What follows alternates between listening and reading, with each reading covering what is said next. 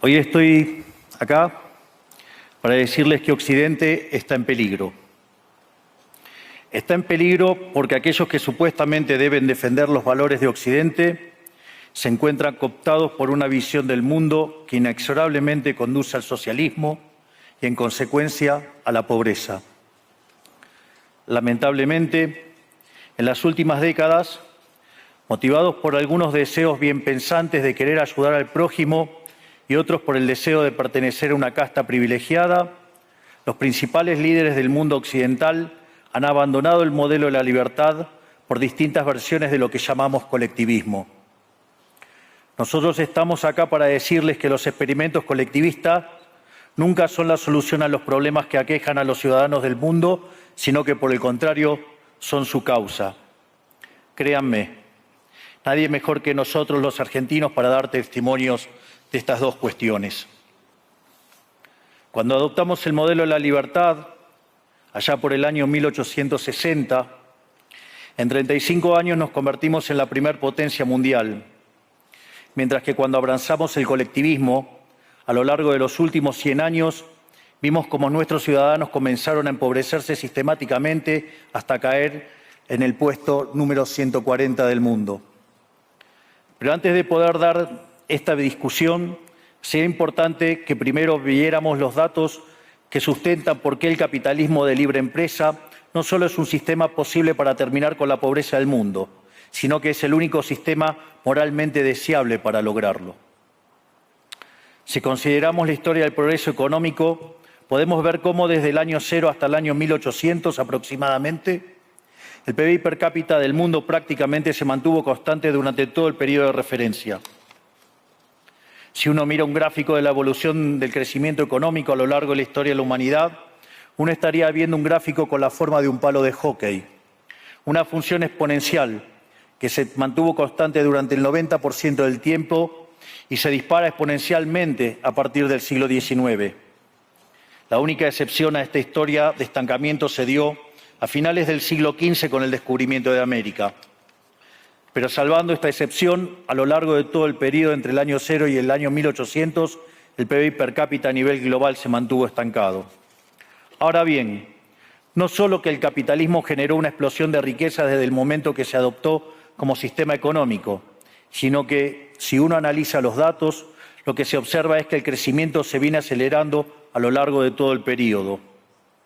Durante todo el periodo comprendido entre el año 0 y el 1800, la tasa de crecimiento del PBI per cápita se mantuvo estable en torno al 0,02% anual, es decir, prácticamente sin crecimiento.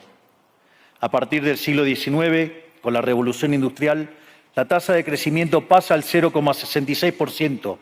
A ese ritmo, para duplicar el PBI per cápita, se necesitarían crecer durante 107 años. Ahora bien, si observamos el periodo entre 1900 y 1950, la tasa de crecimiento se acelera al 1,66% anual. Ya no necesitamos 107 años para duplicar el PBI per cápita, sino 66. Y si tomamos el periodo comprendido entre 1950 y el año 2000, vemos que la tasa de crecimiento fue de 2,1% anual, lo que derivaría en que en solo 33 años podríamos duplicar el PBI per cápita del mundo. Esta tendencia, lejos de detenerse, se mantiene viva aún hoy. Si tomamos el periodo entre el año 2000 y el 2023, la tasa de crecimiento volvió a acelerar el 3% anual, lo que implica que podríamos duplicar nuestro PBI per cápita en el mundo en tan solo 23 años. Ahora bien, cuando se estudia el PBI per cápita desde el año 1800 al día de hoy, lo que se observa es que luego de la revolución industrial, el PBI per cápita mundial se multiplicó por más de 15 veces, generando una explosión de riqueza que sacó de la pobreza al 90% de la población mundial. No debemos olvidar nunca que para el año 1800, cerca del 95% de la población mundial vivía en la pobreza más extrema, mientras que ese número cayó al 5% para el año 2020, previo a la pandemia. La conclusión es obvia. Lejos de ser la causa de nuestros problemas, el capitalismo de libre empresa como sistema económico es la única herramienta que tenemos para terminar con el hambre, la pobreza y la indigencia a lo largo y a lo ancho de todo el planeta. La evidencia empírica es incuestionable. Por eso, como no cabe duda de que el capitalismo de libre mercado es superior en términos productivos, la doxa de izquierda ha atacado al capitalismo por sus cuestiones de moralidad, por ser, según ellos, dicen sus detractores, que es injusto. Dicen que el capitalismo es malo porque es individualista y que el colectivismo es bueno porque es altruista, con la ajena. Y en consecuencia bregan por la justicia social. Pero este concepto que en el primer mundo se ha puesto de moda en la última época, en mi país es una constante del discurso político desde hace más de 80 años. El problema es que la justicia social no es justa, sino que tampoco aporta al bienestar general.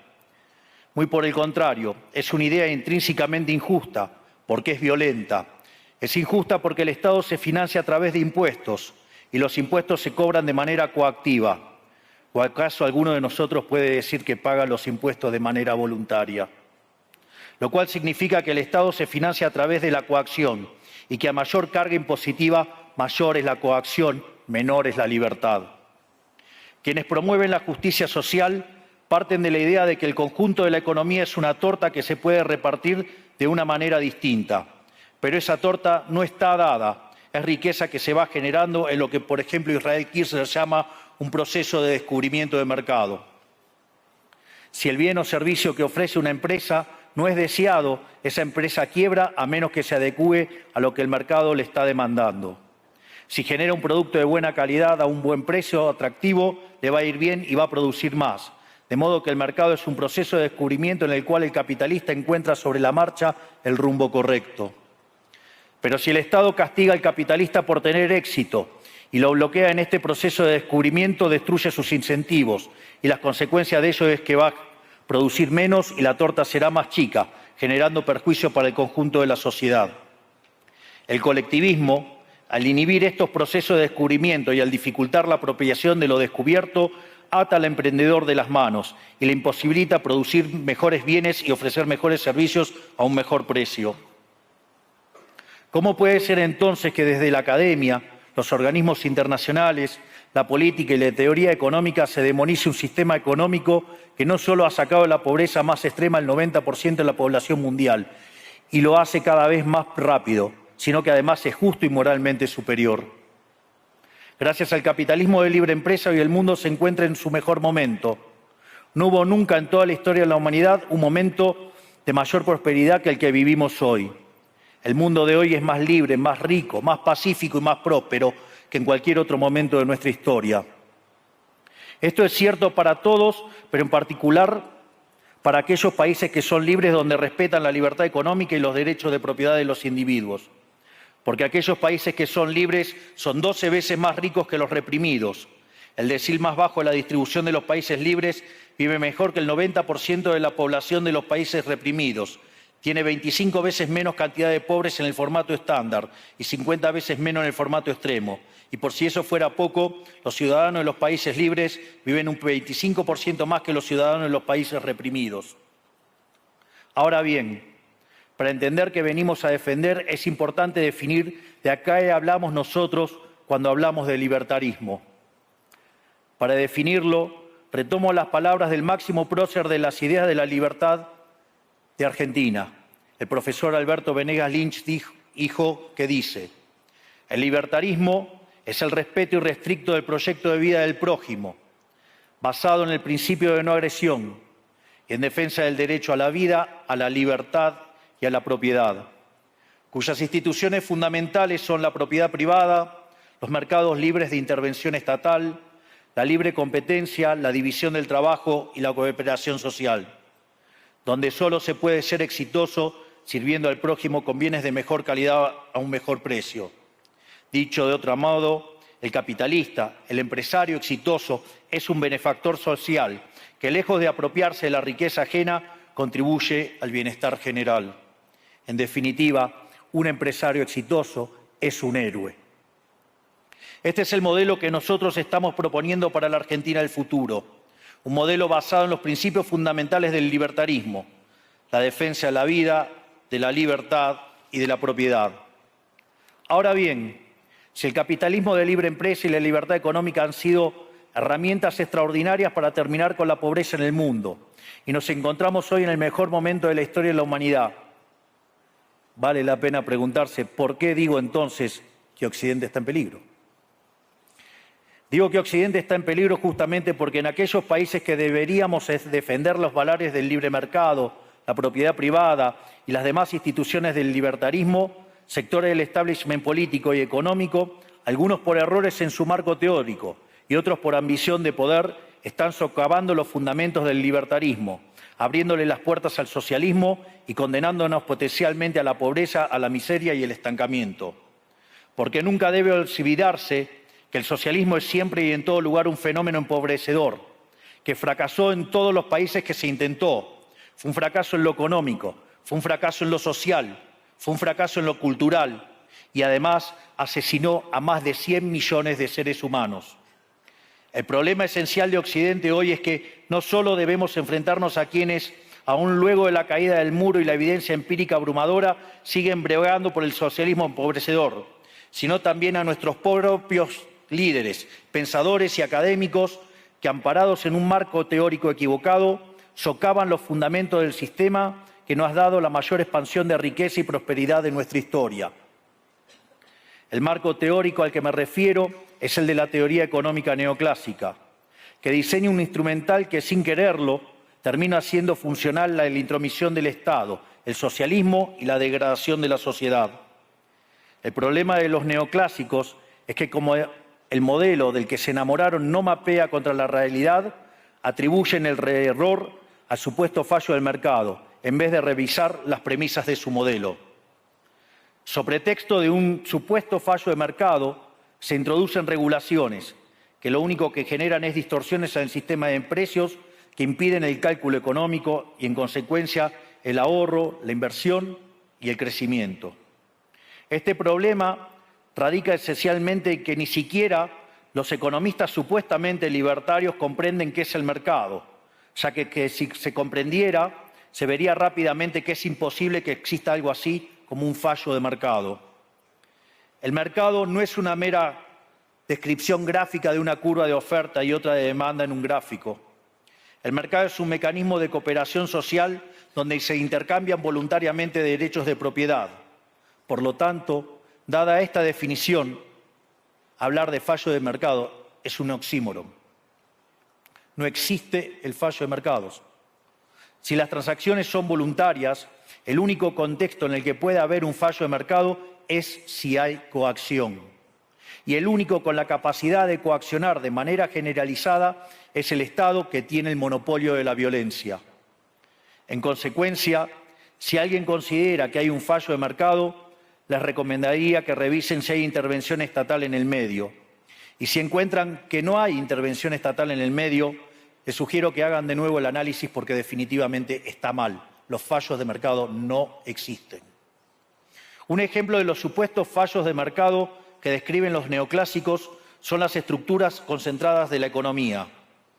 Sin embargo, sin funciones que presenten rendimientos crecientes a escala, cuya contrapartida son las estructuras concentradas de la economía, no podríamos explicar el crecimiento económico desde el año 1800 hasta hoy. Fíjense qué interesante. Desde el año 1800 en adelante, con la población multiplicándose más de 8 o 9 veces, el producto per cápita creció más de 15 veces. Es decir, existen rendimientos crecientes. Eso llevó la pobreza extrema del 95% al 5%.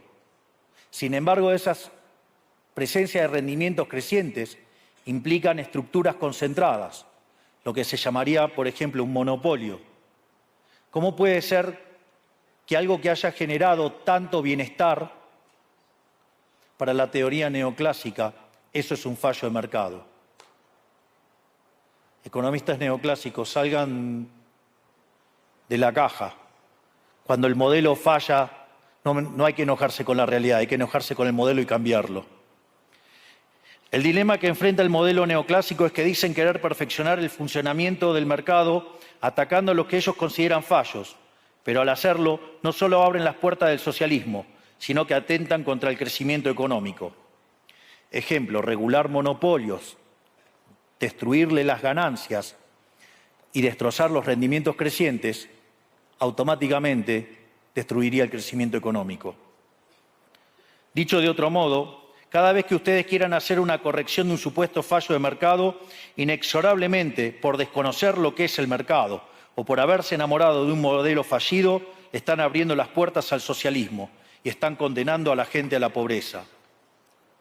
Sin embargo, frente a la demostración teórica de que la intervención del Estado es perjudicial, la evidencia empírica de que fracasó porque no podía ser de otra manera, la solución que propondrán los colectivistas no es mayor libertad, sino es que es mayor regulación, generando una espiral descendente de regulaciones hasta que todos seamos más pobres y a la vida de todos nosotros dependa de un burócrata sentado en una oficina de lujo. Dado el estrepitoso fracaso de los modelos colectivistas y los innegables avances del mundo libre, los socialistas se vieron forzados a cambiar su agenda. Dejaron atrás la lucha de clases basada en el sistema económico para reemplazarla por otros supuestos conflictos sociales igual de nocivos para la vida en comunidad y para el crecimiento económico. La primera de estas nuevas batallas fue la pelea ridícula y antinatural entre el hombre y la mujer. El libertarismo ya establece la igualdad entre los sexos. La piedra fundacional de nuestro credo dice que todos los hombres somos creados iguales, que todos tenemos los mismos derechos inalienables otorgados por el Creador, entre los que se encuentran la vida, la libertad y la propiedad. En lo único que devino esta agenda del feminismo radical es en mayor intervención del Estado para entorpecer el proceso económico, darle trabajo a burócratas que no le aportaron nada a la sociedad, sea en formato de ministerios de la mujer o organismos internacionales dedicados a promover esta agenda. Otro de los conflictos que los socialistas plantean es del hombre contra la naturaleza. Sostienen que los seres humanos dañamos el planeta y que debe ser protegido a toda costa, incluso llegando a abogar por mecanismos de control poblacional o en la agenda sangrienta del aborto. Lamentablemente, estas ideas nocivas han pregnado fuertemente en nuestra sociedad. Los neomarxistas han sabido cooptar el sentido común de Occidente. Lograron esto gracias a la apropiación de los medios de comunicación, de la cultura, de las universidades y sí, también de los organismos internacionales. Este último caso es el más grave, tal vez, porque se trata de instituciones que tienen enorme influencia en las decisiones políticas y económicas de los países que integran esos organismos multilaterales. Por suerte, somos cada vez más los que nos atrevemos a levantar la voz, porque vemos que si no combatimos frontalmente estas ideas, el único destino posible es que cada vez vamos a tener más Estado, más regulación, más socialismo, más pobreza, menos libertad y, en consecuencia, peor nivel de vida. Occidente, lamentablemente, ya comenzó a transitar este camino. Sé que a muchos les puede sonar ridículo plantear que Occidente se ha volcado al socialismo, pero solo es ridículo en la medida que uno se restringe a la definición económica tradicional del socialismo, que establece que es un sistema económico donde el Estado es el dueño de los medios de producción. Esta definición debería ser, desde mi punto de vista, actualizada a las circunstancias presentes. Hoy los Estados no necesitan controlar directamente los medios de producción para controlar cada aspecto de la vida de los individuos. Con herramientas como la emisión monetaria, el endeudamiento, los subsidios, el control de la tasa de interés, los controles de precios y las regulaciones para corregir los supuestos fallos de mercado, pueden controlar los destinos de millones de seres humanos. Así es como llegamos al punto en el que, con distintos nombres o formas, buenas partes de las ofertas políticas generalmente aceptadas en la mayoría de los países de Occidente son variantes colectivistas. Ya sea que se declamen abiertamente comunistas, fascistas, nazis, socialistas, socialdemócratas, nacionalsocialistas, demócratas cristianos, keynesianos, neokeynesianos, progresistas, populistas, nacionalistas o globalistas. En el fondo, no hay diferencias sustantivas. Todos sostienen que el Estado debe dirigir todos los aspectos de la vida de los individuos. Todas definen un modelo contrario al que llevó a la humanidad al progreso más espectacular de su historia. Nosotros venimos hoy aquí a invitar a los demás países de Occidente a que retomemos el camino de la prosperidad. La libertad económica, el gobierno limitado y el respeto irrestricto de la propiedad privada son elementos esenciales para el crecimiento económico. Este fenómeno de empobrecimiento que produce el colectivismo no es una fantasía, ni tampoco fatalismo. Es una realidad que los argentinos conocemos muy bien desde hace por lo menos 100 años. Porque ya lo vivimos, ya pasamos por esto, porque como dije antes, desde que decidimos abandonar el modelo de la libertad que nos había hecho ricos, estamos atrapados en una espiral descendente en donde cada día somos más pobres. Esto es, ya lo vivimos nosotros y estamos acá para alertarlos acerca de lo que puede pasar si los países de Occidente, que se hicieron ricos con el modelo de la libertad, continúan por este camino de servidumbre. El caso argentino es la demostración empírica de que no importa cuán rico seas, cuántos recursos naturales tengas, no importa cuán capacitada esté la población, ni cuán educada sea, ni cuántos lingotes de oro haya en las arcas del Banco Central. Si se adoptan medidas que entorpecen el libre funcionamiento de los mercados, la libre competencia, los sistemas de precios libres, si se entorpece el comercio, si se atenta contra la propiedad privada, el único destino posible es la pobreza. Por lo tanto, para finalizar, quiero darles un mensaje a todos los empresarios aquí presentes y a los que no están, pero nos están siguiendo desde todas partes del planeta. No se dejen amedrentar ni por la casta política ni por los parásitos que viven del Estado. No se entreguen a una clase política que lo único que quiere es perpetuarse en el poder y mantener sus privilegios. Ustedes son benefactores sociales, ustedes son héroes, ustedes son los creadores del periodo de prosperidad más extraordinario que jamás hayamos vivido. Que nadie les diga que su ambición es inmoral. Si ustedes ganan dinero es porque ofrecen un mejor producto a un mejor precio, contribuyendo de esa manera al bienestar general. No cedan al avance del Estado. El Estado no es la solución, el Estado es el problema mismo. Ustedes son los verdaderos protagonistas de esta historia y sepan que a partir de hoy cuentan con Argentina como un aliado incondicional. Muchísimas gracias y ¡viva la libertad, carajo!